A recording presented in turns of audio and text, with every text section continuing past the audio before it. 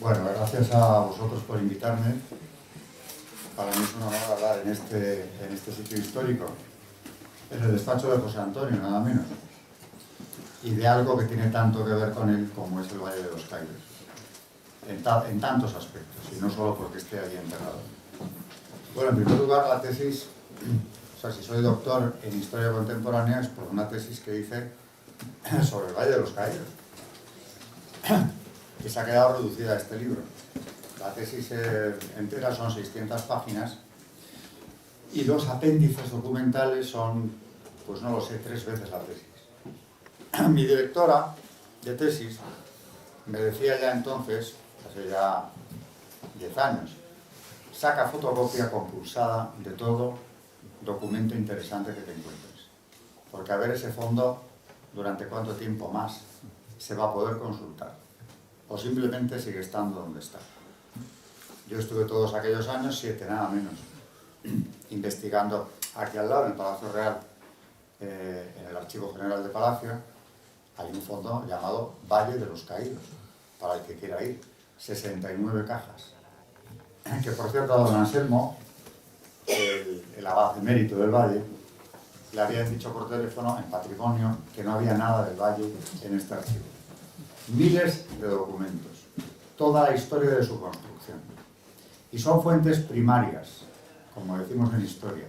Es decir, esto no llega a través de un comentario, libro, publicación de alguien, sino que son las fuentes que va dejando la historia, documentos originales, que cuando se construyó aquello, claro, hablan por sí solos. Ya me han llegado a decir, en algún periódico, naturalmente, por supuesto, muy tendencioso, que claro, si yo utilizo documentos oficiales del franquismo, ¿por qué se me va a creer? Y contestaba a ese comentario otro con bastante gracia. Claro, tenía que haber ido a la NASA para hablar del franquismo en la NASA. Oiga, los documentos oficiales del franquismo, como dice usted, son simplemente los documentos que generaron o generó los años que duró la construcción del valle. Y claro, toda esa documentación cabe en 69 cajas, malamente, pero sobre todo es que no es la única que hay sobre la construcción. Ahora bien, lo principal está ahí. Y al principio, yo siempre digo que cuando yo empecé a investigar aquello, y le pedí a la Virgen de la Almudena, porque entraba por la Plaza de la Armería al archivo todos los días, ya, por favor que esto sirva de algo, porque es un trabajo ímprobo, no tuve becarios, no se había hecho nunca. El índice, por cierto, es bastante esquemático, o sea que te ayuda poco, y ya lo creo que sirvió. Pero al principio, debo decir que los primeros tiempos, yo pensaba, bueno, aquí hay documentos que sí, que bueno, que está muy bien, pero que nos hablan de cosas muy pequeñas. Luego ya surgieron otros que todo lo contrario, había algunos demoledores, en cuanto a que dejaban la leyenda negra en nada. Pero es que luego incluso los que parecen menos importantes van formando lo que siempre he llamado yo un mosaico. Cuando los ves todos juntos, dices, aquí se refleja lo que fue la vida de aquellos trabajadores durante todos aquellos años. En muchos pequeños detalles, pero también en los grandes. Por ejemplo, por no perder el hilo, hay algunos que llamaban la atención, y me acuerdo de la alegría que me dio el primer día, o el día que encontré un documento donde quedaba claro, en el año 44, que los presos estaban equiparados a los libres. En cuanto a salarios, ahora hablaré un poco de ello, y en todo lo demás. Es decir, toda la legislación social del franquismo, que en un año había sido algo que podríamos calificar de único en la historia, porque hay que ver la cantidad de seguros que al trabajador le iban llegando en el año 43-44. Es algo increíble. Aquí tengo datos que a mí mismo me llamaban la atención. Bueno, esto es la legislación social de Franco, de la que no quieren hablar nunca sus enemigos, de otros aspectos sí, pero de la legislación social prefieren no tocarla. Bueno, ahora ya como vivimos en el imperio de la mentira, han llegado a decir que incluso a esas realizaciones habría que ver, porque fueron posteriores, claro, como no, o si no de la República, que no hizo nada, por cierto. Pero claro, cuando te encuentras un documento, como es el escrito de Juan Manús, hermano de José, que tenían una de las contratas principales del Valle, en el cual el empresario se queja ante el Consejo de las Obras de que, claro, todo este desarrollo social del último año cambiaba la situación por completo del empresario. Porque si él había aceptado unas condiciones, había ido a concurso para lograr una de las contratas, y finalmente lo que se encontraba un año más tarde es que pasaba a tener un porcentaje de cargas sociales muchísimo mayor, que se disparó después, por cierto. O sea, que de lo que él se quejaba no era nada para lo que vendría luego. Y claro, ahí lo que está diciendo el empresario no es ninguna manipulación, es más, es una queja ante el Consejo en la que dice lo que él paga por trabajador, o lo que le paga a cada trabajador al margen de las cargas sociales. Y viene a decir que naturalmente libres y penados están equiparados, y que como además se ha subido el año anterior el salario base de 8 a 10 pesetas diarias, y eso afecta a todos, pues claro, con el número de empleados que tiene él, las cifras del Valle se han disparado. O sea que lo dice de pasada, pero lo deja clarísimo. Se pagaba lo mismo a los libres que a los penados. Claro, hace poco me escribió un correo, no a mí, a mi editor, alguien, pues yo creo que con una orientación bastante sesgada, que había leído el libro, decía que él veía una contradicción o varias en el mismo. Por ejemplo, que la ley de redención de penas, el decreto del 37, por el cual se crea ya la redención de penas por el trabajo, establece que el penado percibirá 2 pesetas diarias, 4 si tiene mujer en zona nacional, por supuesto, no van a mandar el dinero al otro lado, y por cada hijo menor de edad 1 peseta más, de momento. Y claro, cuando empieza a ver los salarios del Valle, dice, esto no cuadra. Pero es que no cuadra porque vamos a empezar por una cosa. En el Valle de los Caídos no se aplicó nunca la ley. Es decir, lo único, algunos requisitos previos, como era que para llegar allí lo tenían que pedir. Eso sí. Y por supuesto tenían que acudir el interesado a través del director de la prisión donde estuviera, al patronato que se creó al efecto, Nuestra Señora de la Merced, que por eso tiene en el Valle de los Caídos una capilla bien reconocible con sus cadenas y rejas, para que quede claro que esa es la Virgen de los Presos, cuyo nombre llevaba el patronato. Y el que quisiera llegar al Valle lo tenía que pedir aquí en el Ministerio de Justicia, explicando las razones, circunstancias personales, por qué pide ir allí, en qué prisión está, en fin, hacer un poco una historia de su situación y del por qué quiere ir allí.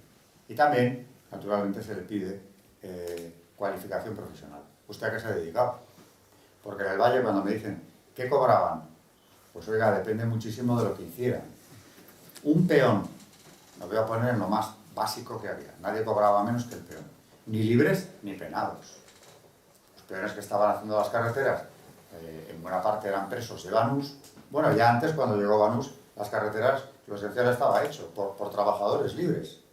Porque algo que también quiero dejar claro, de los 19 años que dura la obra, presos, allí solamente trabajan durante 7 de los 19 años. Para que se diga que aquello lo hicieron los presos. Del 40, que es cuando empiezan las obras, al 43, todos libres. En el 43, con el patronato que ya tenía un rodaje grande, empiezan a llegar presos, que siempre serían en torno a la mitad del número total de empleados o de trabajadores que hubo. En el 50 no hay ningún preso, por la sencilla razón de que se les ha concedido el indulto a los últimos. Se quedaron muchísimos, pero ya porque quisieron, evidentemente. Algunos de los que alcanzaban la libertad se iban, otros pedían quedarse. Bueno, a partir del 50 allí no hay un solo preso. Y las obras duran hasta el 59. Eso para empezar. O sea que eso de que el monumento lo levantaron los presos, primero es mentira. De 19 años estuvieron 7. Y en esos 7 no estuvieron solos nunca. Porque el porcentaje puede variar de un mes a otro. Para eso es indiscutible. Hay un tipo de documento que es irrefutable, que son las comunicaciones que tiene que hacer cada empresa de los empleados que tiene a efectos del suministro de víveres. Y naturalmente ahí no se discrimina en absoluto, ¿eh? Al preso no se le da pan y agua. Comen exactamente lo mismo que los otros. Que por cierto, era bastante más y mejor de lo que se comía en la España de entonces en muchos pueblos. Yo pude entrevistar, cuando empezaba mi tesis, a José Alburquerque, que era el sobrino de los carniceros de Pequerinos. Y él me contó, allí se subía, al valle se subía, la única carne que había en el pueblo. En el pueblo lo que quedaba, lo que vendían mis tíos era casquería. Pero la carne iba entera al valle, que era lo que se servía a los presos y a los libres, empezando por ahí. Es decir, que primer mito que se te cae en cuanto empiezas a investigar, la igualdad absoluta. Claro, llega un momento en el que ahora daré algunos datos, Banu no se plantea, porque la verdad es que tampoco llega a plantearlo así, pero sí que deja caer como que no eran esas las circunstancias en las que él había contemplado. O sea, lo que se ve siempre, cuando he dicho que la ley no se cumplía, es porque no se cumplía. Claro, el señor este que me pone un correo diciéndome que ahí ve unas contradicciones que no entiende, lo que no sabe es que la ley no se cumplió, aunque en el libro, si se lo hubiera leído entero, lo hubiera visto, porque siempre se aplicó in dubio pro reo, es decir, en la duda a beneficio del reo. Y luego, muchísimo más allá de lo que la ley tenía previsto, es lo que se hizo en el Valle. Por ejemplo, la ley de redención de penas, el decreto de la redención de penas, el propio concepto contemplaba que el preso, y por cierto invoca Franco cuando crea la ley, uno de los puntos de Falange, tiene derecho cualquier español, derecho y obligación de trabajar. Y ese derecho de deber no se le puede negar al preso. Es el argumento esencial que se da en el decreto fundacional de la figura jurídica. Y por tanto, los que estén en las prisiones pueden acogerse al sistema. Bueno, y se establece lo que van a ganar, etcétera, etcétera. Ahora bien, dice, solo podrán acogerse a este sistema aquellos que tengan las penas, no las más graves, porque eso se considera que no tienen derecho a nada más que a cumplir su condena, sino los que hayan llegado al segundo nivel, que era nada menos que, lo pone directamente en el, digamos, listado de penas que se podían contemplar, los chequistas, que ahora quieren exaltar nada menos que con placas en los lugares donde estuvieron las checas, que todos sabemos lo que fueron, o sea que hemos llegado a la locura absoluta, es decir, a la inversión de la verdad hasta niveles inconcebibles. Los chequistas, los que hubieran participado en asaltos a cárceles, porque lo de la Modelo no fue un caso único, y algunos más. Pero los que tuvieran delitos de sangre, ya directamente comprobados, no. Bueno, pues eso nada. Al final entraron allí en el sistema de redención de penas los que tenían 30 años de prisión, que ahora os digo de dónde venían. Una historiadora nada amiga del franquismo, Ángeles Ejido, pero que tiene publicado un trabajo sobre la situación penal en la época del primer franquismo, ella misma suministra el dato impresionante de que se crean, al acabar la guerra, unas comisiones de revisión de sentencia que estaban creadas para enmendar la plana precisamente a los tribunales militares de los consejos de guerra. Porque la revisión de sentencia, que era nada más que volver a ver las sentencias, porque por más que ahora hablen tanto de las cunetas, aquí en general no se hacía lo que era el bando republicano. Los que fueron ejecutados, por cierto, pena de muerte no dejaba de existir en ningún país europeo entonces, prácticamente, pero se les había juzgado a todos. Y si no, vayamos al Ministerio de Defensa, donde tiene el archivo histórico, donde están los consejos de guerra de todos los que pasaron por el campo. Algunos tenían 2 y 3 sentencias de muerte, bien justificadas. Bueno, pues las dichosas comisiones de revisión de sentencia conmutan la pena la pena de muerte pasa a la inferior del grado, 30 años de prisión, 16.300. Se dice pronto, es decir, 16.600 condenados a muerte. No sé si lo he dicho bien, 16.300 condenados a muerte, se les conmuta la pena. Bueno, pues ya se han librado de la pena de muerte. Pero es que la de 30 años, que les hubiera impedido según el decreto inicial, acceder a la redención de penas no va a ser obstáculo ninguno para que llegue al Valle. En el Valle te encuentras contradicciones, por ejemplo, como esa. Pero vamos a ver, según la ley, a este señor que me escribió, claro, primer argumento, es que lo que usted no sabe es que la ley no se cumplió en ningún sentido, ni económicamente, ni a efectos de redención. Luego la ley establecía que por un día de trabajo redimían 2 de condena. Y empezó siendo así. Pero acabó redimiendo, se redimían 6. En el Valle de los Caídos. Yo tuve ocasión de entrevistar, gracias a mi buen amigo Pablo Linares, que lo conoce ya personalmente, a un hijo de unos funcionarios de prisiones que estuvieron allí cuando la obra. Cereceda, Felipe Cereceda, era el padre, Ángel es el hijo. Claro, es el que me dijo, yo lo he vivido. No era un día ni eran 2, eran 6 exactamente los que enseguida se empezaron a conmutar. O sea que todo va en detrimento de lo que es la visión rígida, que allí se aplicó una ley terrible, opresora, etc. Otro detalle, los llamados destinos. En la ley de redención de penas eran destinos, valga la redundancia, que solo se podían entregar a aquellos que tuvieran las penas menores, ni siquiera los de 12 años. Bueno, a esos sí todavía, pero ni un año más. Y acabaron ocupando destinos, que era un privilegio, pues los que tenían 30 años de prisión, incluyendo al matacuras, que ya el sobrenombre nos dice a qué se había dedicado durante la guerra, que aquello muchas veces, la verdad es que la historia que tú te encuentras aquí en este archivo de Palacio, verdaderamente cuando haces el balance final, es una historia emocionante. Porque es una belleza impresionante el ver cómo, recién terminada la guerra, lo que se aplica no es un espíritu de perdón, sino que va muchísimo más allá. Es un perdón con olvido absoluto de lo que haya hecho el preso que estaba allí. Por eso a mí me costó tanto hacerme con los expedientes personales, porque si tienes alguno, que son pocos, no te cuentan nada. Bueno, pues que se le había condenado a 30 años de cárcel. Bueno, el matacuras, Justo Roldán Sainero, que ni los monjes sabían el nombre, porque era justo a secas, yo descubrí los apellidos, porque aquí en el archivo de Palacio dejó un rastro contundente de su paso por el Valle, claro. Lo primero es que él se jactaba, por poner un ejemplo, de haber matado a varios durante la guerra. Hablo de curas, ¿eh? Y bueno, le tenían de portero de la abadía de los monjes, antes de que ellos llegaran.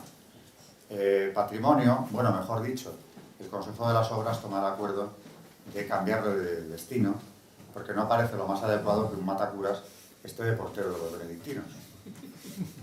Que efectivamente parece un dislate absoluto, ¿no? No se cumple el acuerdo. Una vez más, se contradice lo acordado, o lo legislado, en este caso era un simple acuerdo, en beneficio del preso. Y el preso acabó siendo el portero de los monjes, pues toda su vida. Bueno, esto es una introducción a lo que yo me encontré allí, a la enorme sorpresa de lo que fui encontrando. Como toda tesis doctoral, que sea de verdad una tesis, no es lo que va saliendo ahora que han hecho algunos como tesis, ¿no?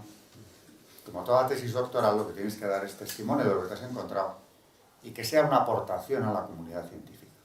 Si no vas a contar nada nuevo, pues abstente de hacerla, a no ser que hayas encontrado un enfoque diferente que le sirva al investigador que venga detrás de ti. Decía que como toda tesis, de haber encontrado páginas negras en el archivo, hay que dejar constancia de ello. O sea, de haber encontrado algún abuso de esos que se han reflejado 1000 veces, de haber encontrado ejecuciones, como también se han contado, que las hubo, muertos tirados a los cimientos, que además hubiera caído el edificio, por cierto, porque la ignorancia es supina y desde luego es osada también, ¿no? Pero ¿cómo van a cimentar con los muertos? Pero es que allí no es que no se ejecutase a nadie, que por supuesto no ocurría. Es que lo que yo me he encontrado es que en los documentos del Consejo de las Obras recurrentemente les amenazan con la expulsión.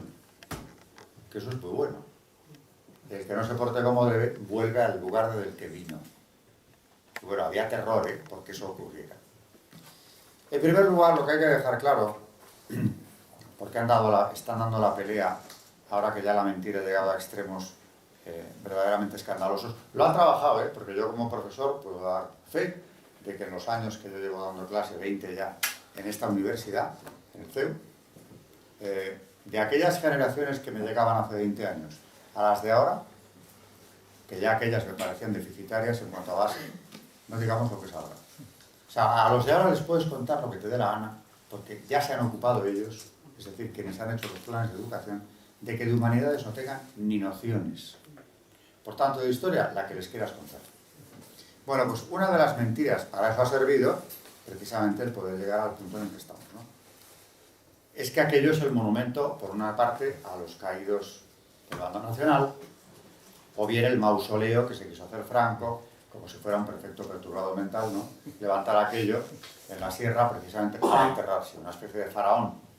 Ese mito de la tumba faraónica lo lanza Indalecio Prieto. No creéis que es nada original. Y desde que él lo dice, en el año 59 lo escribe en un artículo del exilio, eso ha tenido éxito y se ha seguido repitiendo, ¿no? El monumento faraónico que Franco se está haciendo en el Valle de los Caídos. Bueno, pues lo cierto, vamos con las motivaciones de Franco. Hay un primer documento del año 40, que es porque él recién acabada la guerra, bueno, incluso antes, tiene ya la idea de construir el Valle de los Caídos. Es más, en plena guerra, él ha tenido una visión que no quiere contar. Aparte de por pudor, porque es un tema, claro, que sobrepasa, digamos, el ámbito de lo natural.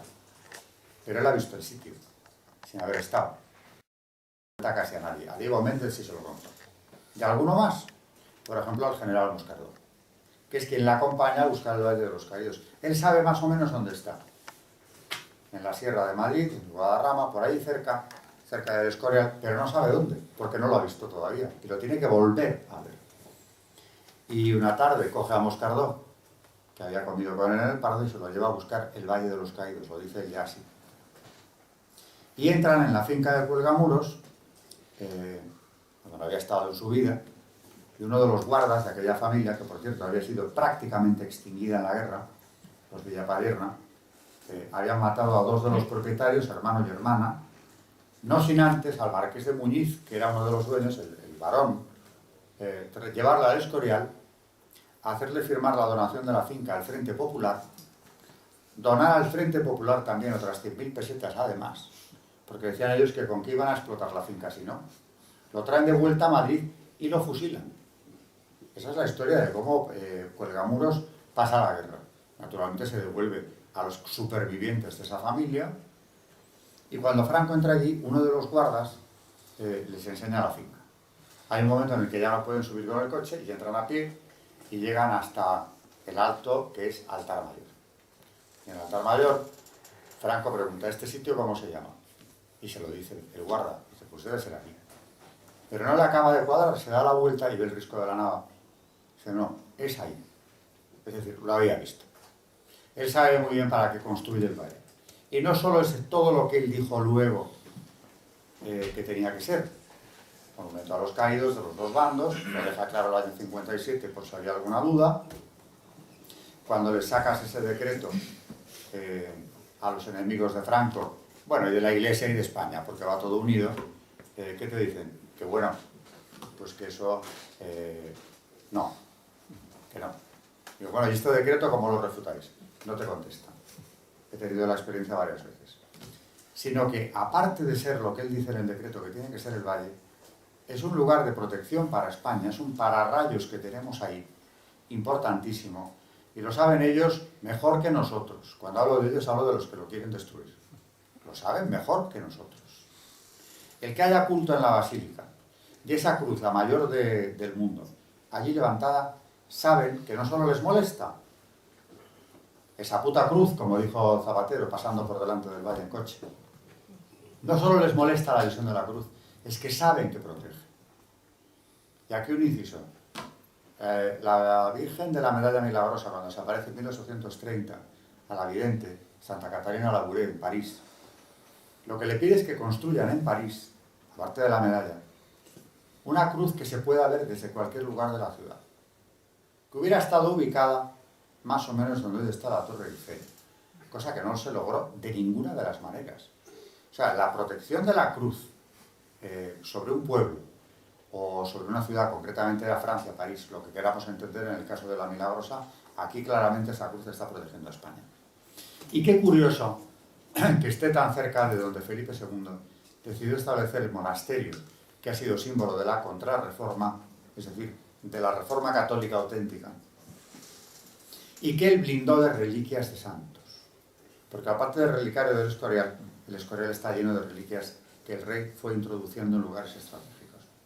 O sea, ese lugar tiene algo, aparte de estar casi en el centro de España, no tanto como el Sagrado Corazón, que tiene mucho que ver con toda esta historia, que nos está protegiendo, que nos está defendiendo. El abad de Périto, un día hablando de la situación en la que nos encontrábamos, hablando de, en época de Zapatero, cuando yo estaba con la tesis, me dijo, no te preocupes, la frase es buenísima, Dios es un caballero. Y lo que España ha hecho por la evangelización a nivel mundial no lo ha hecho nadie. Como dice, no, pasaremos pruebas las que sean, de hecho ya las hemos pasado. Y si no, revisemos la nómina de mártires de la cruzada. Pero Dios estará con España. Es más, hace poco me contaban una anécdota de la Cruz del Valle, sumamente interesante, por la que yo vine a saber por un testigo presencial. Que Franco, cuando se estaba levantando la cruz, hacía fotografías de ella, a medida que iba creciendo. Y cuando le dijeron que se las podían hacer, que por qué sacaba tantas, contestó, porque cuando la destruyan, será más fácil volverla a construir, si se ven todas las fases. Si sabría lo que podía ocurrir, ¿no? Bueno, en el decreto dice, estoy hablando del decreto de 1957, donde ya se constituye la fundación de la Santa Cruz del Valle de los Caídos. Además, los lustros que han seguido la victoria han visto el desarrollo de una política guiada por el más elevado sentido de unidad y hermandad entre españoles. Este ha de ser, en consecuencia, el monumento a todos los caídos, sobre cuyo sacrificio triunfen los brazos pacificadores de la cruz. El que no quiera entenderlo es porque no le da la gana, pero está clarísimo que es el monumento a todos los caídos en la guerra. Ahora que reclaman, y les ha salido mal, la devolución de los restos de algunos, porque son poquísimas las familias. Pensó Zapatero que iba a ser un aluvión, o que a través de las asociaciones, de la memoria histórica, se iba a conseguir un aluvión de peticiones. Fracaso total. Pero luego, Franco Salgado Araujo, hablando con su primo, de que el monumento está levantando, la verdad es que ampollas, porque lo ves en las cajas que hay aquí, hay una dedicada a recoger la documentación de los traslados de restos, pues algunos alcaldes dicen que con mucho disgusto los ceden. Porque ¿por qué tienen que estar enterrados los rojos con los nacionales cuando eran estos los que habían causado la guerra y toda la mortandad en el bando republicano? Todos esos mártires. Cuando Salgado Araujo se lo hace ver, el monumento, contesta Franco, no se hizo para seguir dividiendo a los españoles en dos bandos irreconciliables. Se hizo, y esa fue siempre mi intención, como recuerdo de una victoria sobre el comunismo que trataba de dominar a España. Él hablará luego de las fuerzas antiespañolas, comunismo y masonería, para las cuales, para las dos, crea un tribunal que es el mismo de represión de ambas cosas. Así se justifica mi deseo de que se pueda enterrar a los caídos católicos de los dos bandos. Bueno, esto que han llegado ahora a crear, de que es el monumento del oprobio y de la ofensa a los caídos republicanos, por supuesto que es totalmente nuevo, En el 59, cuando se inaugura el monumento, un periódico tan poco dudoso como el New York Times, perteneciente a quien pertenece, escribe, bueno, aparte de que el Washington Post también da cuenta de la noticia como algo muy positivo, como un acto de reconciliación, el New York Times escribe, ante una muchedumbre de entusiastas formada por más de 40.000 personas, el general Franco ofreció el ramo de olivo de la paz a los millones de españoles que entre 1936 y 39 lucharon al lado del gobierno republicano vencido. Es decir, que hasta los Estados Unidos tuvieron claro que era un monumento a la reconciliación, por más que ahora quieran negarlo. Bueno, verdaderamente, ¿qué se podría tocar? El decreto fundacional, no voy a seguir con él por la falta de tiempo, pero recoge varios los fines fundacionales. Bueno, pues los conocidos son mantener el culto con todo el esplendor que la Iglesia recomienda, dirigir una escolanía que aumente ese esplendor y, en el punto C, dirigir el centro de estudios sociales. Es decir, un centro donde se recopile y se dé a conocer la doctrina social de la Iglesia, precisamente para evitar situaciones como las que propiciaron la guerra civil, dice el propio Franco. Y claro, el centro tiene para él una importancia tan grande como el resto del monumento. Un centro que funcione, donde además se imparta no solo hay formación en este sentido, sino que también haya ejercicios espirituales, y allí tienen que acudir empresarios, sindicales, o sea, jefes sindicales, y todo el que quiera contribuir en la formación del Estado católico al que Franco aspira. Me podría detener hablando de que lo que Franco busca es precisamente eso. Y este es el motivo del odio al franquismo. El Estado católico que logró levantar. Pío XII, en el año 43, que no es un año nada favorable precisamente a España, hablando del régimen de España, del franquismo, en el 43, dice que era una clara muestra de las inagotables posibilidades que en la doctrina católica, sinceramente practicada, había encerrado la divina providencia para la edificación y reconstrucción de los pueblos, que coincide prácticamente con lo que un poco más tarde dice Franco, ya en el 45, en el Congreso Sindical. Un Estado católico, eminentemente social, constituido sobre la base de lo que nos une, en la que todos los españoles son iguales ante la ley y tienen acceso a los puestos del Estado. El sentido católico es peculiaridad que nos caracteriza y que nos permite que no se nos confunda. Sólida garantía para los gobernados contra la arbitrariedad o los excesos siempre posibles del poder. Bueno, luego enumera lo que tienen que hacer los benedictinos, que es, aparte de rogar por el alma de los muertos, y por supuesto, naturalmente, de España, tienen que dirigir este centro, que funcionó pues hasta la transición. Claro, en cuanto él desapareció, pues naturalmente ya Carlos Sotelo reduce la financiación del centro y la suprime por completo Felipe González. Con lo cual el centro cesa en cuanto a su actividad en época de Felipe. Bueno, podría hablar, y tengo recogido en mi tesis, de tantos aspectos como que hace poco impartí un seminario en el CEU sobre la historia del Valle. Y claro, ¿qué aspectos destacaríamos? Ya porque la hora es bastante avanzada, ¿no? En primer lugar, ya lo he dicho, la equiparación entre libres y penados.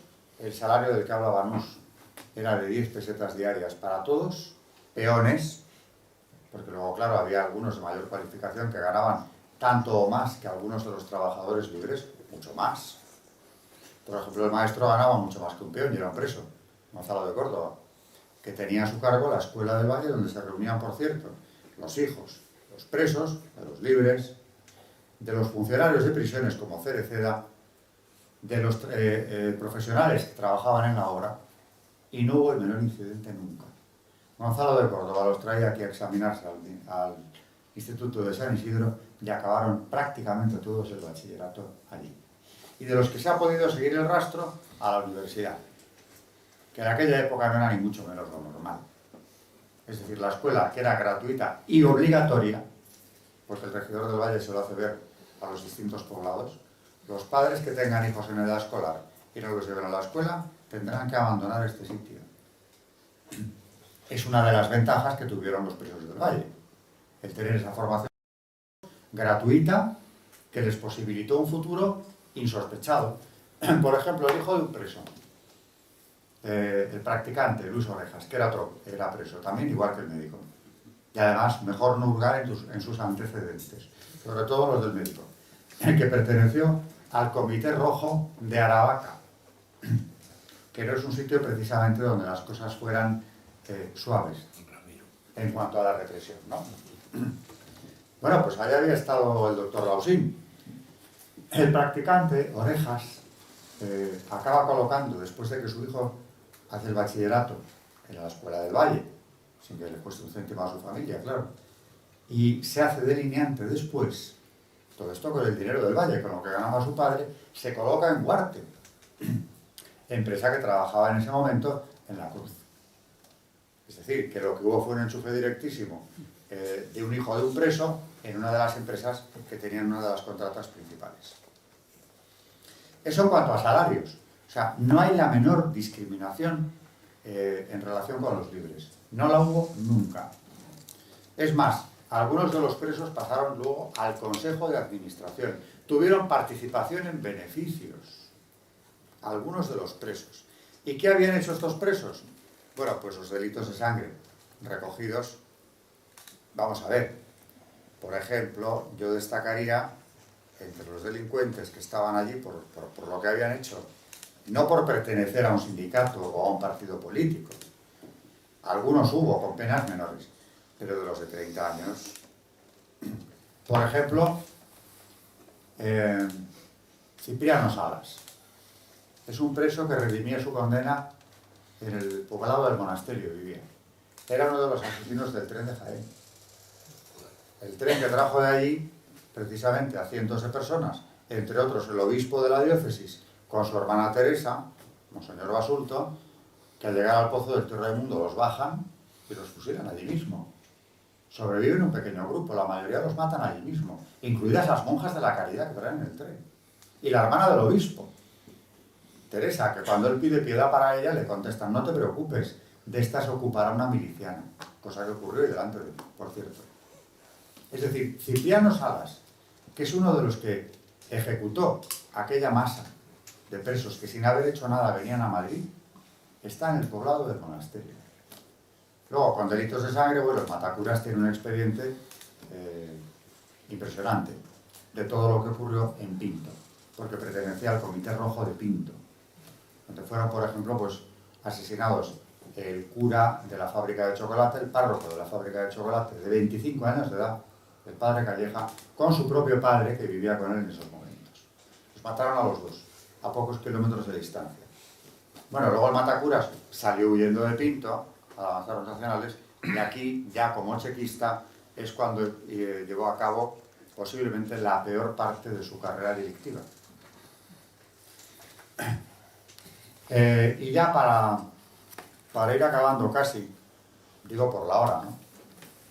Yo, tienes para tu antojo.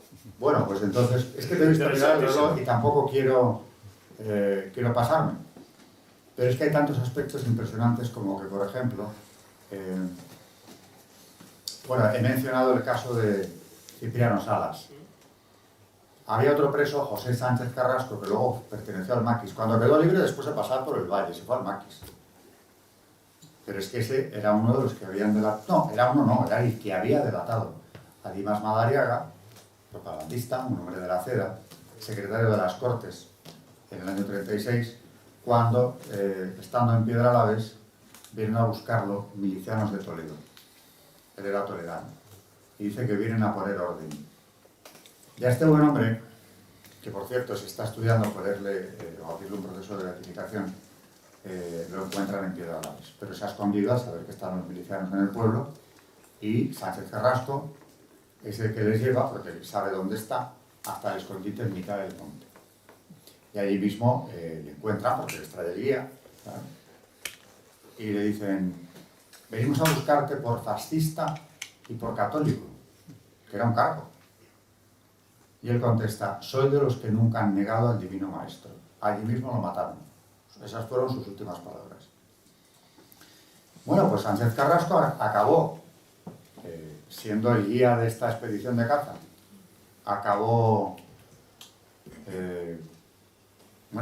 redimiendo su sentencia en 5 años en el Valle de los Caídos, y salió luego camino del Maquis, donde tuvo otra experiencia impresionante, por cierto, y allí en el 59 llegaban los restos de su víctima, porque Dimas Madariaga está enterrado allí.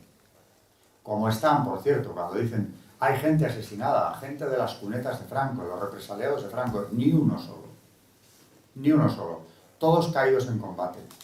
De donde sí que hay mártires es del otro bando. Hay muchos beatos ya, mártires beatificados, como es el padre Gafo, dominico, como son las salesas del primer monasterio de la Visitación de Madrid, que mataron a toda la comunidad y la mitad de ellas están enterradas en el valle, por cierto. Ahora quieren beatificar a Companys, ¿no? Sí, bueno, que es responsable de 1000 y pico muertes, de represión. Tiene bastante mal, pero le quieren hacer. Sí, bueno, claro. Eso, bueno, es un indicio de, al grado de mentira que se ha llegado, ¿no? Yo estoy dando aquí datos concretos, con nombre y apellidos. Luego, ya saliendo de lo más trágico, porque digo que a mí lo que más me gustó de toda esta investigación es ver cómo funcionó en el valle la concordia.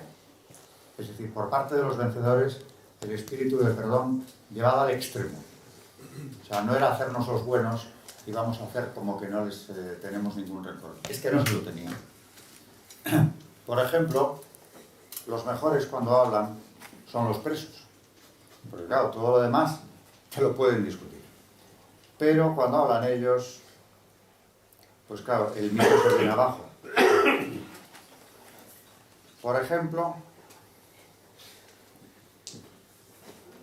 hay uno, Teodoro García Cañas, que cuenta cómo fue su experiencia, que reconocen todos, absolutamente todos, naturalmente, que habían llegado allí pidiéndolo. Eso no hay un solo preso que no reconozca que lo tuvo que pedir.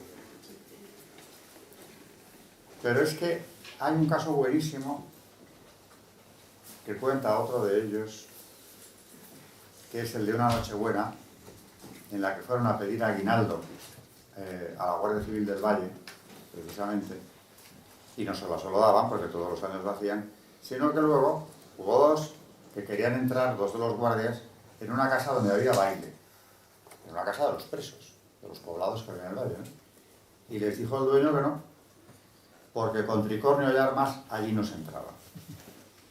Y estos dos señores fueron a la casa de un vecino, dejaron allí las armas y los tricornios, que hay que tener confianza, y se metieron en el baile de la familia del preso, sin ningún problema. En fin, para acabar con algo mucho más optimista, ¿no? Que te devuelve la esperanza en muchos aspectos. Uno de los documentos que más me impactó a mí fue un oficio del regidor don Faustino de la Banda. Tenían que ser guardias civiles jubilados, los regidores del valle. Esto lo era, claro. Y don Faustino, que era un pedazo de pan, porque hacían con él lo que querían. Además que ver las solicitudes de traspaso de viviendas, ¿no? En las viviendas también se cambiaban de un poblado a otro y alegaban cosas como que se iban a casar, o bien que como se iban a casar y su suegra vivía en el poblado que fuera, querían estar más cerca de ella, porque ya era mayor, y por tanto pedían el traslado a ese poblado. Otros querían una casa mayor para que en vacaciones cupiesen allí todos sus hijos, que trabajaban en Madrid. Y ya, no es que pidieran esto, es que parémonos a pensar. Quien alega estos motivos ante el Consejo de las Obras es alguien que espera de ellos, naturalmente, un trato más que benévolo. Porque alegar cosas como esta, o que tu hijo ande menos distancia para llegar a la escuela porque tú estás en un poblado más alejado, que también lo he visto. Bueno, en el año 50, que es el año del indulto ya final, ese verano don Faustino envía un oficio a todos los poblados del valle diciéndoles que el valle no es un punto de veraneo. Yo la primera vez que lo leí pensé, qué cosa tan dura decirles esto, ¿no? Porque yo mismo venía con cierto prejuicio, ¿no? Qué mal lo debieron pasar estos trabajadores del valle. Y de repente leo aquello y digo, pero hombre, ¿cómo les puede escarnecer de esta manera, ¿no? Y lo que viene a decir a continuación es que como la población de los poblados casi se doblaba en los meses del verano, que había que controlar aquello. Y que a partir de entonces, quien tuviese en su casa a alguien que no viviese allí habitualmente, explicara por carta a quién tenía o a quién esperaba que llegase y por qué los tenía. Y solo se les pedía un requisito, que los visitantes vinieran sin enfermedades infecciosas o contagiosas.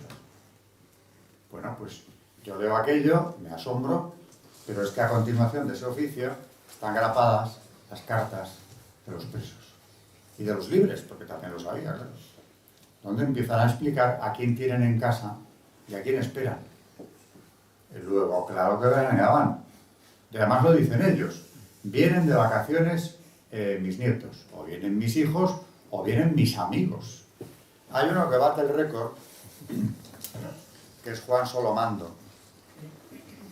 Este era un preso. Aquí está lo del baile. Perdonadme que vuelvo para atrás, porque esto lo cuenta un preso con sus propias palabras, ¿no? Llegaba la Nochebuena, dice Teodoro García Cañas, y hemos ido al cuartel a pedirles el aguinaldo y alternado con ellos. Habla de guardias civiles. Hubo un caso curioso. Una Nochebuena se presentaron 2 civiles en una puerta en una casa que había baile. Que el dueño de la casa dijo que los civiles en su casa no entraban. Hombre, ¿qué tal? Pues si quieren entrar en mi casa, tienen que dejar el fusil y el tricornio. Y se los quitaron, los llevaron a casa de un vecino, lo encerraron todo en un armario y ya entraron en la casa. Palabras textuales de Teodoro García Cañas. Bueno, volviendo a lo del veraneo, pues estaba hablando de Juan Solomando, que es un preso que llega allí de los primeros, ya en el 43. Acaba teniendo destino, es decir, puesto privilegiado, al frente del economato, nada menos, que era el destino privilegiado, más privilegiado que había. Y en el verano del 50, a pesar del aviso del regidor, hace 4 solicitudes.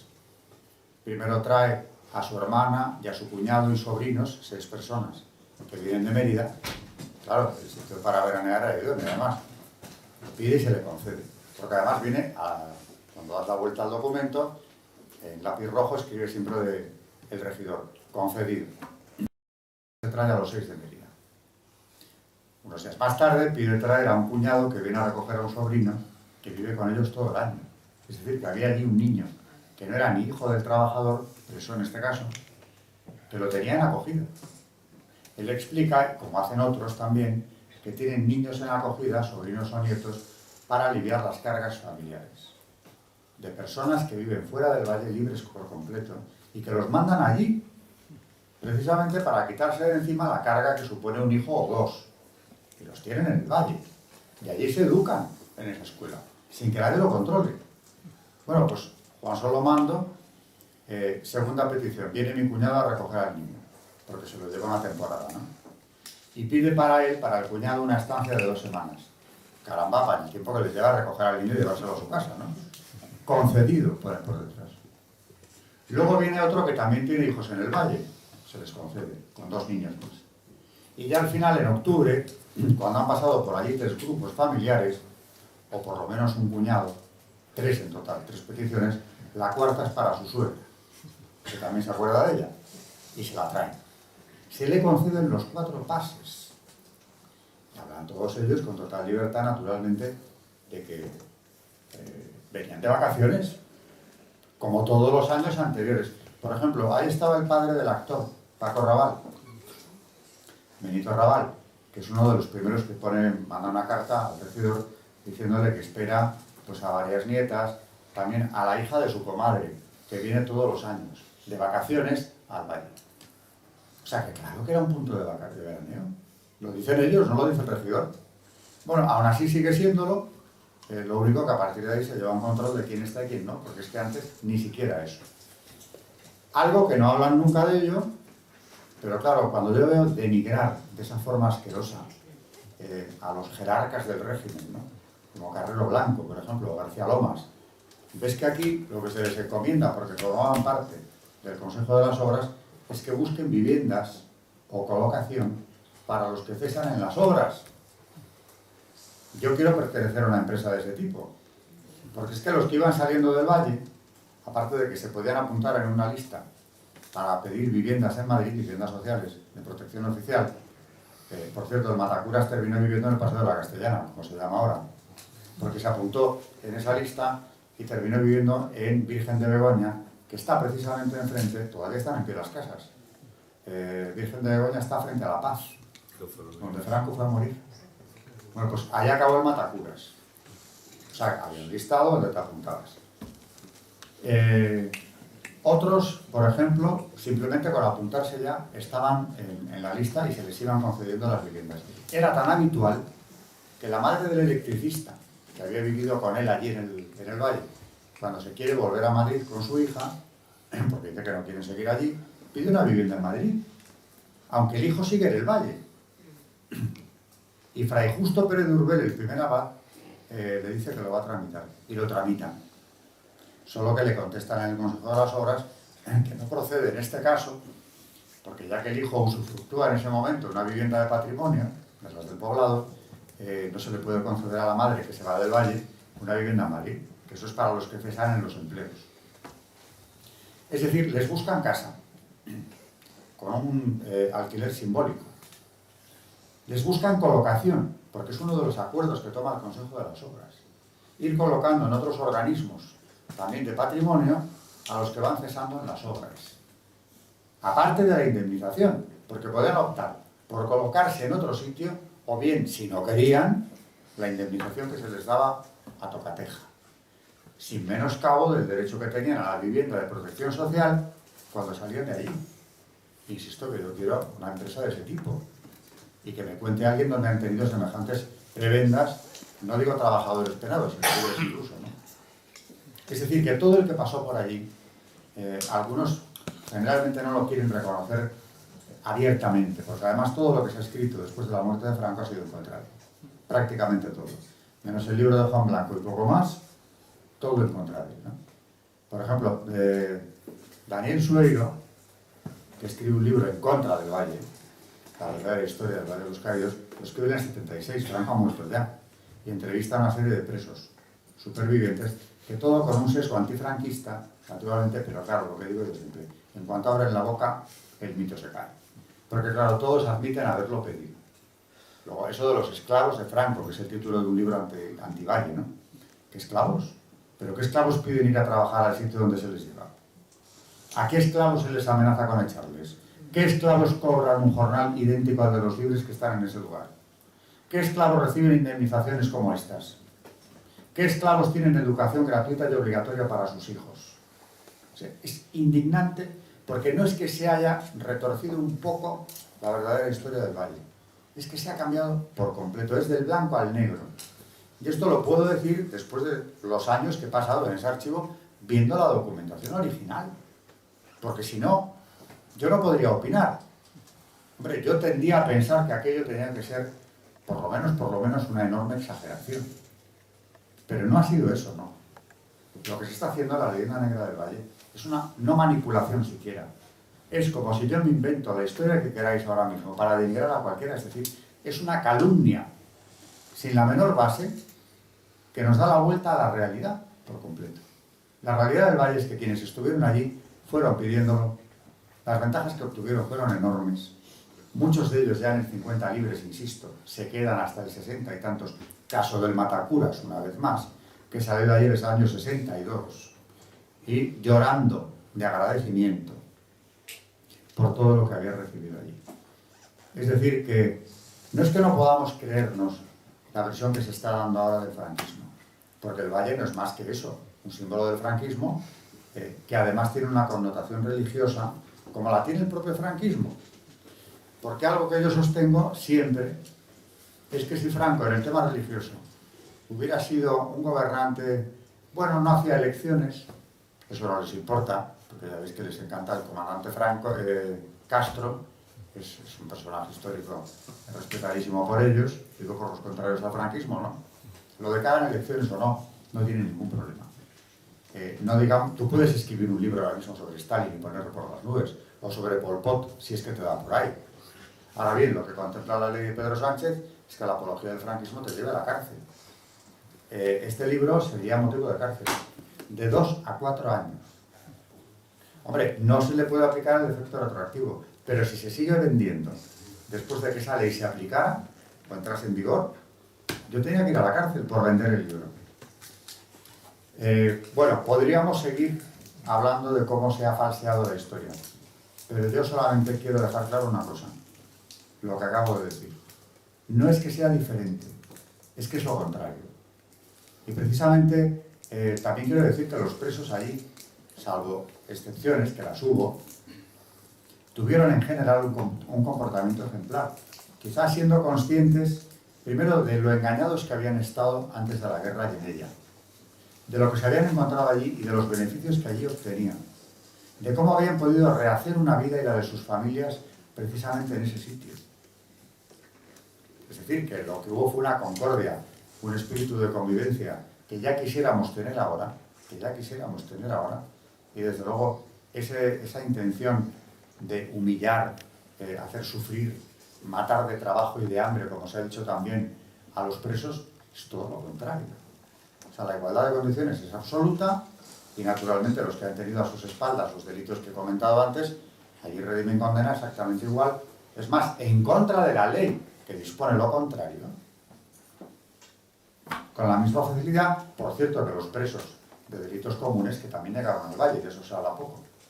Un dato ya para terminar del todo, sí, porque ya son las 9:20, pero hay un dato que también... Te vamos a preguntar ahora, ¿eh? Vale. Con tu permiso. Hay un dato también de esos documentos que decía yo que son, que caen como una bomba, ¿no? Igual que el escrito de Banús, donde habla de las cargas sociales, donde habla de la equiparación. Otro de los que a mí me llamó mucho la atención fue una correspondencia que está grapada, están todas juntas, aunque la he visto en más de una caja, se duplicó, donde escribe la viuda del primer muerto en accidente laboral allí, Jerónima Díaz Organista, que tenía 3 hermanos presos, los 3 con expedientes dignos de ser vistos. Y su marido, Alberto Pérez Alonso, os conozco a todos, como comprenderéis, mejor que algunos de los que he tratado, ¿no? Alberto Pérez Alonso muere en el año 48.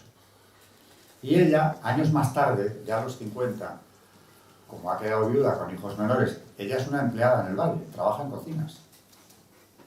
Pero dice que a la vista de que las obras acabaran antes o después, y ella es viuda con familia numerosa, pide que aunque su marido esté muerto, se le conceda una de esas viviendas que se están concediendo a los demás.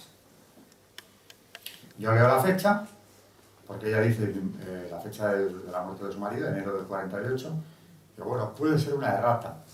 Si fuera una carta sola, pues claro, han hablado de miles y miles de muertos. Claro, piensa, si las obras empezaron en el 40 y en el 48 no ha habido ningún accidente mortal, ¿cómo se han podido concentrar los miles de muertos al final de las obras o a partir del 48? Cuando además en esa época estaba hecho lo peor. Habían horadado ya el Risco de la Nava, que es donde estaba el peligro peor. Hombre, quedaba la cruz. Y si tantos murieron luego. Digo, claro, esa carta, pienso, puede ser una errata, pero no, porque todas las cartas que vienen a continuación repiten la fecha. Ella escribe a don Diego Méndez, sabiendo que siempre con los presos ha tenido una actitud de beneficiarles cuando pudo, entre otros a machacuras. Diego Méndez escribe a su vez a el ministro de la Gobernación, Blas Pérez, que forma parte del Consejo de las Obras, diciéndole que qué puede hacer esta señora para obtener esa vivienda que tienen los demás en Madrid. Y Blas Pérez le dice que lo tramite exactamente igual que todos los demás. Y todos repiten la fecha de la muerte de Alberto Pérez Alonso, que es el año 48. Al final, hay una cifra que los enemigos del Valle dicen siempre, la cifra oficial que dan los franquistas es de 14 y 18 muertos. Mire, esa cifra no la dan los franquistas. La dan 2 presos del bando republicano, que sabían muy bien de lo que hablaban. El médico y el practicante. El doctor Lausín y el practicante Orejas. Lausín es el que venía del Comité Rojo de Aravaca. Y fue allí a redimir su condena. Y no le pusieron a picar piedra, le pusieron de médico, desde el primer día en el botiquín. Y Orejas exactamente lo mismo. Y cuando les preguntan, el doctor Lausín, que no salió franquista del Valle y además su eiro exagera precisamente, yo creo que esa animadversión, da la cifra de 14 muertos en total. En unas obras que han durado casi 20 años. Es decir, que estaríamos por debajo de la siniestralidad europea de la época y posterior. Y a Orejas, cuando le preguntan, por separado en otra entrevista, en vez de 14 habla de 18. Claro, está contabilizando muertos que no mueren allí, sino que son trasladados por la gravedad de las heridas a Madrid. Y alguna borrachera. Bueno, por ejemplo, Sí. hay uno que se cae de un camión porque le da la gana de subirse en la parte de atrás y el conductor le dice, bueno, pues súbete. Y en una curva se cae. Bueno, eso no es crueldad de franquismo, es que claro, han cometido una imprudencia verdaderamente llamativa que debe haber acabado bien Yo no sé cómo iba el que iba detrás, pero se cayó y se muere. Valdepeña, que son unos fascistas. Claro, en fin, todo esto es así y yo, vamos, no hay, en una hora no se puede relatar lo que fue la construcción, pero al menos dejar puntos claros, sí. Cobraban, tenían beneficios enormes, llevaron a sus familias que salieron beneficiadas y al acabar les esperaba una vivienda de protección oficial y una colocación al margen de eso, una colocación o una indemnización a tu pareja. Eso es lo que se les hizo sufrir a estas personas en el Valle de los Caídos. Y podríamos hablar de muchos ejemplos que yo he recogido. Pablo Linares ha recopilado los consejos de guerra de muchos de los presos del Valle. Es él quien encontró a Cipriano Salas, el del tren de Jaén, por cierto, y a otros muchísimos. Yo le animo siempre a que publique un libro contando los consejos de guerra, porque otro mito que, claro, nos han contado es el de los presos políticos. Pero fijaros el tacto de las autoridades del Valle. Llama presos políticos, la documentación de la época, a estas personas. Todos cuando hablamos de presos políticos tenemos una idea diferente. Claro, no son criminales que en la retaguardia hayan ido matando a gente indefensa. Por ejemplo, Leonardo Agüero, otro que me viene a la memoria de repente, que era el fontanero del Valle. Vamos, el que lo utilizaban en la abadía, por cierto. Leonardo Agüero va a detener a un chico de 19 años, me puedo imaginar la afiliación política del chico, aquí en Madrid, y su madre se interpone. María Caballero, me acuerdo hasta el nombre de la madre. ¿Y qué hace Leonardo? Les pega tiros a los dos. Al hijo y a la madre, para que no estorbe. Claro, consejo de guerra. Acabó de fontanero y cuando vas a buscar aquí en el archivo de Palacio el expediente personal de Leonardo, no cuenta para nada porque estaba allí. Delito, rebelión. Es decir, que ha estado en el bando contrario. Nada más. Pero no te cuentan qué es lo que había hecho. Eso hay que verlo en los consejos de guerra. Que es lo que Pablo ha ido recopilando y espero que algún día vea la luz. Bueno, ya si queréis pasamos a preguntas. Muchas gracias.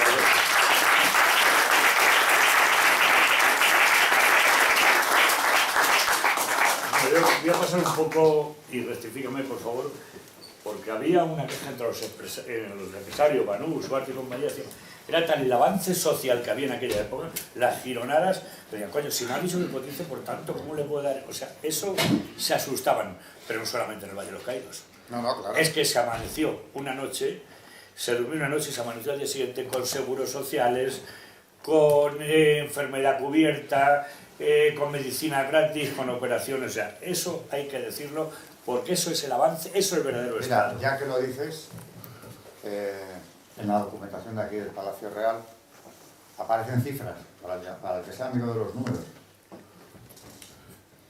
En el año 43, precisamente el año que se establecen los destacamentos penales del Valle de los Caídos, el recargo a la nómina que tenía, las cargas sociales suponían un recargo a la nómina de un 22%. Nada menos, ¿eh? Pero es que un año más tarde había pasado al 27%, que es de lo que se queja precisamente Banús. ¿Qué cosas estaban cubriendo de repente que no habían estado cubiertas jamás? Por ejemplo, de las cargas sociales. El seguro de accidentes. Por cierto, que ahora son un 33%, ¿eh? Ya ves tú. O sea, eso que hay más. Por cierto, que en el 50 las cargas sociales... Más un 6% del trabajador, que no había entonces. En el año 50 el recargo a la nómina había pasado a ser de un 107%. Porque la idea de Falange es que el trabajador era el dueño de la empresa. Y entonces la empresa tenía que pagarle todos los seguros de toda la familia. Bueno, pues en aquella época había bastante falangismo. Vamos, no, claro, por supuesto. El otro día en una entrevista que me hicieron y me preguntaban que por qué estaba José Antonio en el Valle de los Caídos. Pero vamos a ver, es que ustedes se han enterado de que, sobre todo en el primer franquismo, en lo que se inspira, aparte de la doctrina de la Iglesia, que son los puntos de Falange, ¿cómo no va a estar José Antonio, aparte de que es un caído, ¿no? Por cierto, en el Valle de los Caídos se ha estudiado más a Marx que en ningún otro sitio. Sí. En el estudio de centros sociológicos. Sí, Marx, Bacún y compañía, ¿eh? Es que allí invitaban a cualquiera, claro. Sí. Bueno, os cuento. Accidentes, seguro de accidentes, subsidio familiar, subsidio de vejez, descanso anual, eso significa vacaciones pagadas. ¿De cuándo acá? En España antes de esto. Descanso dominical. Cuota sindical. Espera. el seguro de enfermedad, que llega al 44, gratificación de Navidad, es decir, la paga de Navidad, gratificación del 18 de julio, ya estamos en 14 pagas, en el año 44. Y 13 meses y 11 meses trabajados porque uno es de vacaciones pagadas. Además, total, como os decía antes, me he equivocado. En 1950, el recargo a la nómina en seguros sociales que paga el empresario, atención, es de un 172% en cargas sociales. Y ganaban las empresas, porque había trabajo y producción. Un 172, si queréis la cifra exacta, 172, porque eran muy exactos todos los decimales, 145% de recargo a la nómina. Ya que hablas de... No había RPF, ¿eh? No, claro. No lo había. Luego otra cosa muy rápida, que había separación de poderes, porque había un oficial que estaba condenado a muerte, y como había colaborado mucho, un oficial que era un teniente, era ingeniero, y hablaba con Franco y le cayó bien, y le mandó a un chofer y le sacó de España para que no le fusilaran, que le había condenado a muerte. Creo que dijo, ¿qué haces? ¿Qué me haces? Estás en Francia, idiota. ¿Y por qué me sacas de España? Y al Valladolid, porque me ha dicho Franco que no quiere que te mate. Con el coche de los 3 ejes de Hitler. Bueno, ¿verdad o mentira? No, es verdad, lo tengo recogido. La fuga de Sánchez Albornoz, que tan mal ha hablado de Franco siempre hasta el final, ¿no? Y sí. Pues este señor, que por cierto no pegó golpe en el Valle, ese sí era preso político, era un agitador universitario de la FUE en Alcalá de Henares. No el historiador, ¿eh? No el historiador. No, el hijo. El hijo llega al Valle con su amigo a la mano y le meten en oficinas. O sea, agotador aquello, porque ya le dice que era un aburrimiento, eso es lo reconocido, lo que se aburrió en las oficinas del Valle. El día decide que se escapa. Y planea la fuga, hay una película incluso sobre la fuga de Sánchez Albornoz, que es así. Queda con un contacto suyo en la lonja del Escorial, sale andando, desde el Valle andando, con su amigo a la mano, los montan en un coche de una chica americana que se presta a la aventura, apellidada Solomon, que luego fue escritora, y se van a comer al parador de Medinaceli, los presos del Valle, escapados esa mañana. Comen allí. Al llegar allí, uno de los que va en el coche dice, vamos a pedir unos bocadillos para no llamar la atención. Y dice Sánchez Albornoz, no, de eso nada. Vamos a comer lo que nos dé la gana, comer lo que les da la gana. Ni un control, nada, nadie les busca. Y esa noche están en Barcelona. Porque la fuga de la mano de Sánchez Albornoz fue una fuga permitida. Prefería que se fuese. O sea, que de esas varias. Y luego hay una buenísima, también recogida documentalmente, de un grupo de presos que deciden fugarse, a la vista de que aquello no era tan complicado. El domingo sobre todo, porque para no molestarles, si venían familias de las que no vivían allí, venían de visita, no se hacía el recuento del mediodía, porque era estorbarles, con las familias no vamos a venir aquí a pasar lista, ¿no? Y no se hacía. Con lo cual tenían más horas que los demás días.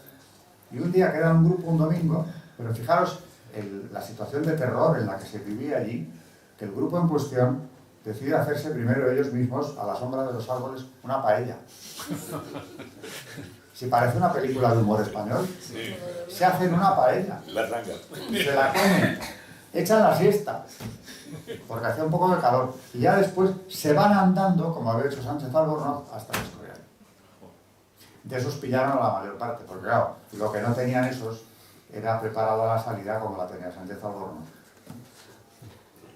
Y luego, por último, ya que has citado a Paco Raval, llegó un día Franco, vio cómo iban las obras avanzados, sacó la cartera de unos miles de pesetas, el padre de Paco Raval era el capataz, lo coge el hermano de Paco Raval, y según él, me fui a Madrid, me tiré 5 o 6 días y me lo gasté en vino y en putas.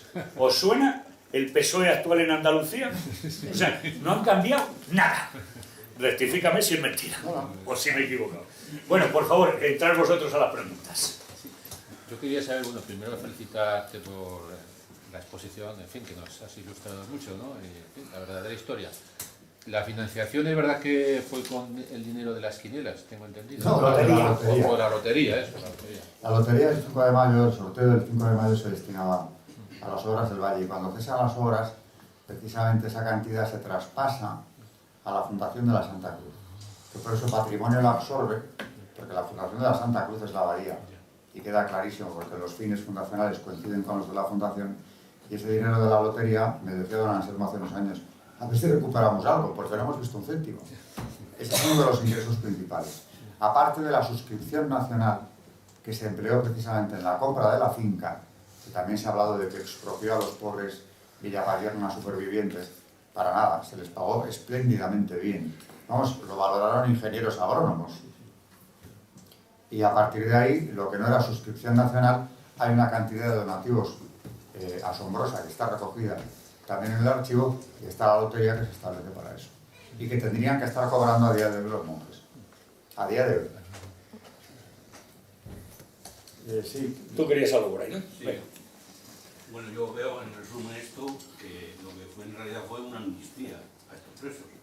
Es un premio, yo creo. Bueno, fue una ayuda incluso. Una amnistía. Y yo la pregunta que quería hacer es si después de que terminaban el trabajo se recluían en una celda o en qué situación vivían. Ah, no, que va, que celda. Y luego, perdón, y luego después también si estas cotizaciones les sirvieron para su vida laboral.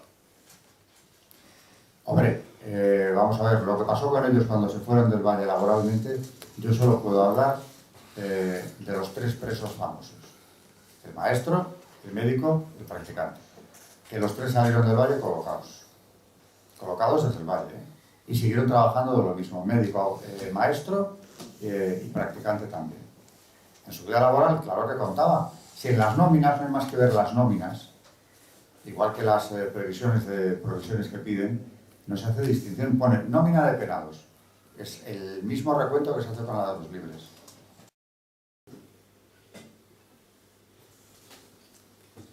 ¿Alguien más? Por favor. Es que me ha parecido francamente interesante y no lo Muy interesante. nunca Y muy necesario, creo yo. no lo había nunca relacionado el caso del Valle, que sí que había yo oído la experiencia que había tenido Franco, esa visión sobre el Valle, pero nunca la había relacionado con la Torre Eiffel, también en cierta forma, pues bueno, una misión previa que esa persona en otras circunstancias, en otra época había tenido. ¿Has podido profundizar algo más en cuanto a las motivaciones o sea, por qué? ¿Quién hay detrás? O sea, ¿quién puede haber Es lo tuyo, Alberto Macho. claro, Es lo ¿quién tuyo. puede haber detrás? Porque lo has dejado muy claro en cuanto a la protección que la cruz hace sobre España y en realidad es así, es la cruz más grande, no solo de Europa, sino Del mundo. del mundo. Y la Torre Eiffel, en realidad, es prácticamente el ejemplo, es el símbolo contrario. La Torre Eiffel es un símbolo masónico. Sí. Y en el caso de la Torre Eiffel, se empeñaron para que no se pudiese hacer nada similar, como tú muy bien has dicho, como la cruz del Valle de los Caídos. Me gustaría, no sé, que profundizasen un poco más en este asunto. Hombre, pues sobre eso que he dicho del régimen de Franco, el mayor número de enemigos que tiene es precisamente por la cuestión religiosa. De eso no tengo la menor duda, ¿eh? Porque ya, claro, la tesis, cuando empiezas a hacerla, hay una primera parte que se llama el estado de la cuestión, que es recoger todo lo publicado sobre tu tema. Y ahí a mí me daba la atención que ya en los principios de este siglo, finales del anterior ya incluso, hablan de la cruz del Valle como algo opresivo, les oprime verla.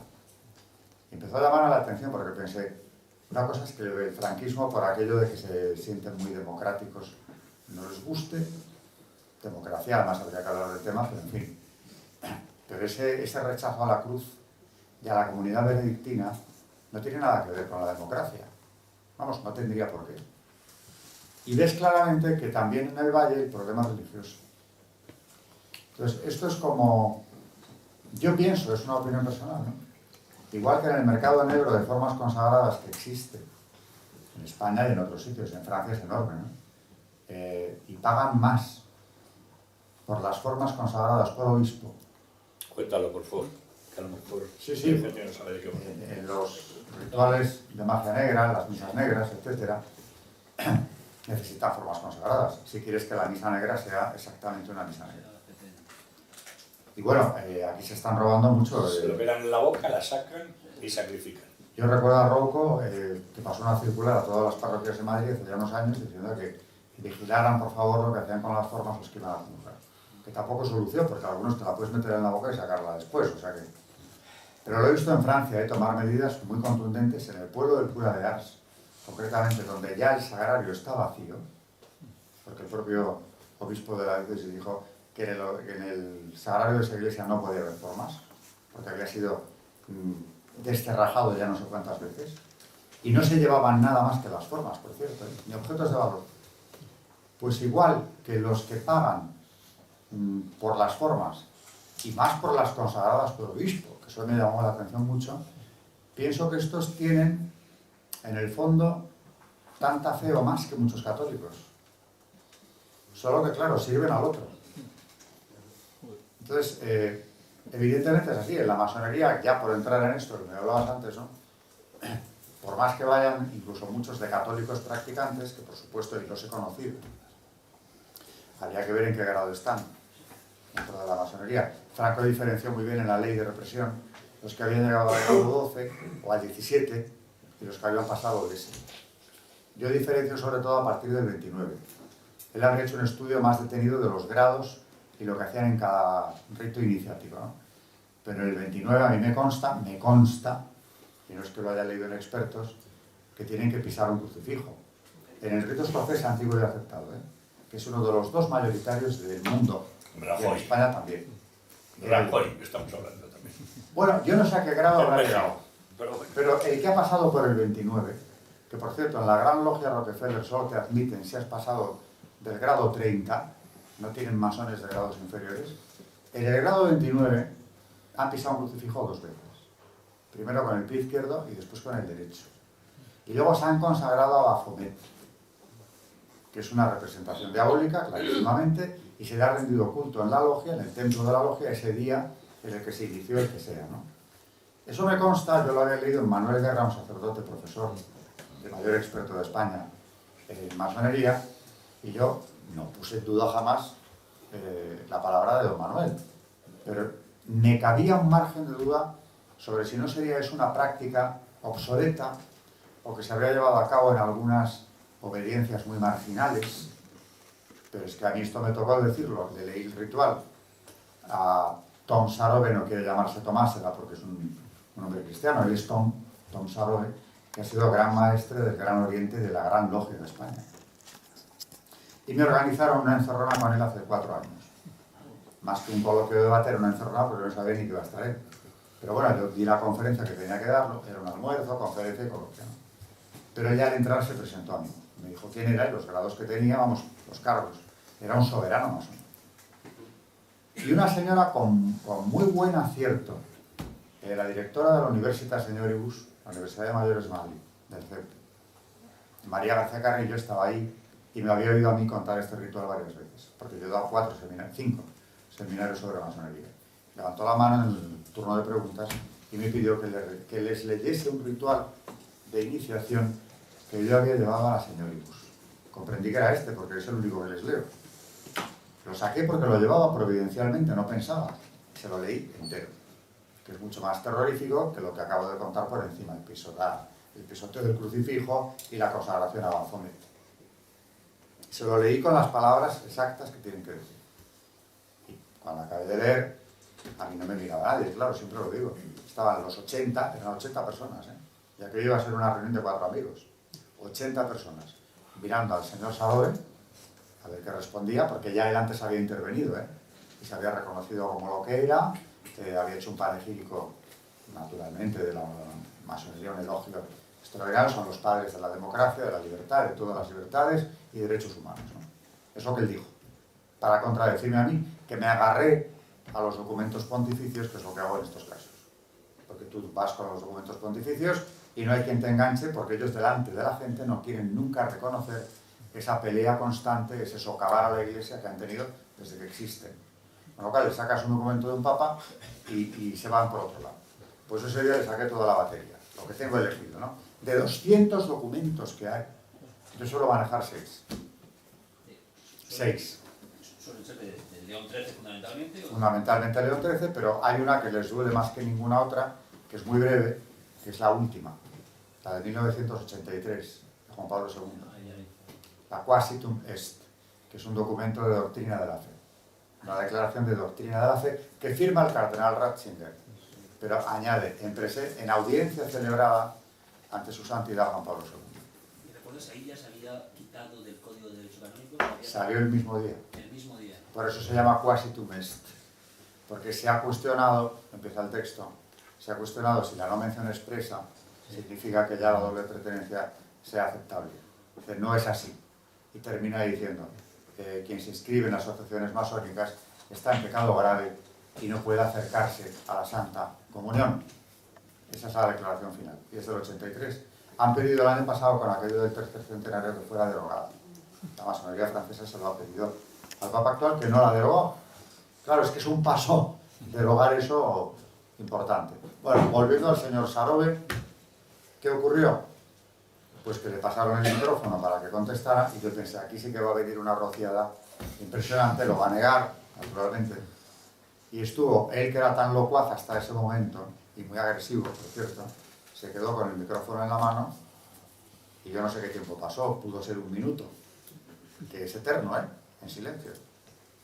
Y cuando ya se comprendió que no es que estuviera pensando en la respuesta, es que no iba a haber respuesta. Me miraba a mí, no hacía nada más que mirarme, con una cara, una mezcla entre estupor, odio, asco, no sé muy bien. Era para haberle hecho una foto y no dijo nada. Hasta que ya le quitaron el micrófono, siguió el turno de preguntas y claro, aquello fue una oleada, porque entre toda la gente que había se oyeron cosas muy interesantes. Tuvo 1 hora más, la hora que duró el turno de preguntas, no dijo nada. Y al acabar, ya cuando yo me iba a recoger mis papeles, se me acercó, se quedó con la misma cara de asco mirándome, no me dijo nada, yo le di la mano y me marché. Es decir, ese día, y lo cuento en mi libro sobre la masonería, tuve la certidumbre de que estaba harto de presenciar esa ceremonia, claro. Porque a mí me dicen semejante cosa. Cuando él iba acompañado para hacer otro papel de otro masón que decía que era católico, él era el otro, que el día antes habían impuesto la ceniza, porque era miércoles de ceniza. Claro, vas como de tolerante y de que todo lo aceptas, el catolicismo incluido. Y te cuentan esto, pues te han acabado de tirar el argumento, ¿no? Contradícelo. Y no pudo. Porque lo que no pueden es negar eso. O sea, otra cosa es que lo oculten y no hablen de ello, pero otra cosa, distinto que tú se lo relates como es un ritual perfectamente tasado, y te lo nieguen, no lo puede hacer. Aparte de que ese día masones allí había unos cuantos, no estaba solo. A ver, última pregunta, muy rápida. Por favor. Volviendo al tema del Valle de los Caídos, una cosa que me ha sorprendido y que creo que no hay una basílica horadada dentro de una montaña, ¿no? Entonces, bueno, explico un poco la causa y el por qué es así, que ya han construido simplemente una basílica, un monumento como tal. Un juego de caverna. El espacio tienen de sobra, tenían de sobra, ¿no? Pues eso forma parte de la llamémosle, visión de Franco. O sea, lo que él ve entre la guerra es que tiene que estar en ese sitio, tiene que estar esa cruz ahí, y tiene que estar dentro de la montaña. No, nunca explicó demasiado por qué. Quizá lo sepan o lo llegarán a saber algunos. Diego Méndez me consta que contó lo que supo, lo que le contó Franco, que fue muy breve. Lo hubiera contado mucho más, Diego Méndez hubiera contado con facilidad mucho más. ¿Y quién más pudo saberlo? Gente muy allegada a él. Hombre, sí es verdad que él reconoce que ese sitio lo ha visto antes, pero no dice en qué circunstancias. Como muchos videntes, no hay experiencias, digamos, sobrenaturales, no digamos sobrenaturales, que han tenido. Y para mí, el Valle, aparte de que sea lo que él ha dicho, ¿no? Lo que he leído antes, un monumento que nos recuerde que hemos derrotado el comunismo, que eso no puede volver a ocurrir, y además un homenaje a todos los caídos en la guerra, y bueno, pues lo que pone en el decreto, que son fines muy importantes, pero para mí, es una impresión, creo que él tenía en mente, o le daba al monumento una importancia muchísimo mayor, incluso que todo lo que dice en el decreto. Y de ahí el empeño, que es Zapatero en adelante, de acabar con la cruz de convertir la basílica, que cese el culto, les importa tanto como demoler la cruz, que no haya culto allí. Por algo será.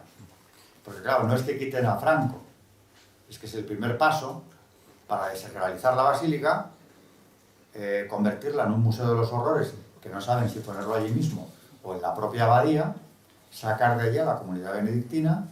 En fin, no es resignificar, como dicen ellos aquellos, es convertirlo en algo absolutamente contrario, no ya al franquismo, sino a la fe. Bueno, en el túnel férreo de San Gotardo hemos tenido una manifestación muy clara, Pues eso es ¿no? lo que harían No ellos. podemos, pero viene el diablo y sí que podemos con Sí, el diablo. Con O el sea, diablo no hay satánico. problema ninguno. Bueno, pues es un poco en resumen eso, ¿no? Ahí- Perdón, ya sí que has hecho última pregunta, pero es que yo hace muchos años, igual no lo recuerdo muy bien, yo estuve en San Michel, en Francia. San Michel no es una cosa muy parecida al Valle, pero en antiguo. ¿En qué sentido? Pues es una roca, tiene, es también una basílica. Bueno, y tienes grutas o capillas católicas cristianas del paleocristiano. En Cuevas hay muchas. De esta dimensión ninguna. Ah, Además, basílica, ¿eh? ya. Que podría estar en otros sitios. Pero pues yo creo que lo que él hizo fue desarrollar un proyecto que había visto. Porque todo lo del Valle es muy curioso. E insisto, lo de las fotografías que él iba tomando y que conteste cuando se le pregunta para cuando la destruyan. No es que él fuera profeta, sino que pienso, es tan fácil, conociendo a las fuerzas antiespañolas de las que habló hasta el final, que llegado el caso después de mi muerte se diera la situación de que destruyan la cruz, que vamos a hacer fotos, porque en el fondo, desde la fe, él piensa, Dios acabará ganando. O sea, puede volver otra vez las fuerzas antiespañolas a imponerse en España, pero no va a ser para siempre. Por tanto, alguna vez se podrá reconstruir la cruz. O sea, partía de la base de que se podía dar esa situación de destruir la cruz, pero partía también de la base, que es lo importante, de que no sería una victoria definitiva del mal. Que es con lo que yo me quedo. Y por último, Alberto, lo de Alfonso XIII. Como consagres a España al corazón de Jesús, te cuesta la monarquía. Bueno. Hizo el Cerro de los Ángeles y a los 8 o 9 meses No. hacer puñetas. Aunque se lo mereciera, pero bueno, eso es otra cosa. Vamos a ver, Alfonso XIII consagra España al Sagrado Corazón 3 veces. Yo voy a participar en el centenario que es este año, en marzo. Entonces, se inauguró el monumento en mayo. Pero aquí la cripta de la Almudena es templo nacional del Sagrado Corazón. Porque allí hizo él la segunda. La primera fue en el Palacio Real, en un acto muy emotivo en el que de repente clausuró el 11º Congreso, no, el 22º Congreso Eucarístico de Madrid, bueno, eucarístico en general, que era el año 11, dijo que llevaran el Santísimo Palacio. Y lo entronizó en el Salón del Trono. Y ahí ya se hizo la primera consagración, con una fórmula del padre Postius, un claretiano que era el que organizaba aquel congreso. Primera consagración. Segunda, unos días más tarde, julio de 1911, en la Almudena, segunda consagración. Tercera, la del Cerro. Y cuando el padre Crowley le va a dar las gracias, que era el que dirigía las consagraciones, tenía una oficina de consagraciones para familias y entidades al Sagrado Corazón. Este sacerdote, que era un sacerdote peruano, le va a visitar para darle las gracias por su implicación, le dice que lo ha hecho muy gustoso porque el enemigo está en la ciudadela. Dice, aquí en este mismo salón, no hace mucho le habían estado a elegir entre iniciarse en la masonería y además, lo de siempre, reformar la familia y la educación. Es decir, introducir el divorcio, que es el paso primero, desacralizar el matrimonio, ha sido la fijación masónica, hasta que lo han logrado, y una vez que eso te lo has cargado, puede venir todo lo demás. Y le exigían eso, la iniciación masónica y una enseñanza laica. Además, fijaros la hipocresía, porque ellos que van de demócratas y constitucionales y todo lo demás, al rey, que era un rey constitucional, teóricamente, están exigiendo que introduzca unas leyes que no tiene poder de introducir. Y dice, les despedí con una venia, cuenta el padre Crowley, es decir, los echó. Y le dijeron que lo sentían. El que presidía esa comisión era un catedrático madrileño, masón por supuesto, que era Luis Simarro. Eso lo cuenta también bastante bien Franco en su libro Masonería. Jacques Bord, Masonería. Bueno, pues te citamos de los sobres de Bilderberg, de la masonería. Hay gente que los que hablamos un poco de esto nos tienen como marcianos, de los hombres verdes, cuando todo lo que está pasando es producto de esto que viene de hace muchos años, pero muchos años. Sí, bueno, entonces, alguien de una categoría intelectual como la tuya, desde luego va a ser superior a la mía, y a mí no me dicen que soy un idiota, sobre todo si tú me avalas un poco. Entonces, os recuerdo que el viernes que viene tenemos aquí un vino. Nos gustaría que vinieras, no es un vino masónico, es por celebrar una Navidad de un niño Dios. No hay cosa más tierna en la vida que tener un Dios pequeñito, un niño y eso, no como otros que tienen a un Dios con cuernos y cosas raras y cosas ahí, bueno, y todas estas cosas. Entonces, nos gustaría también que esta fuera tu casa, la de los falangistas, las nacionalsindicalistas, y el próximo día nos traes libros que te los vamos a comprar. Te animamos que sigas escribiendo, que nos sigas viniendo aquí a ilustrar, y por supuesto a todos vosotros muchísimas gracias y nos vemos el próximo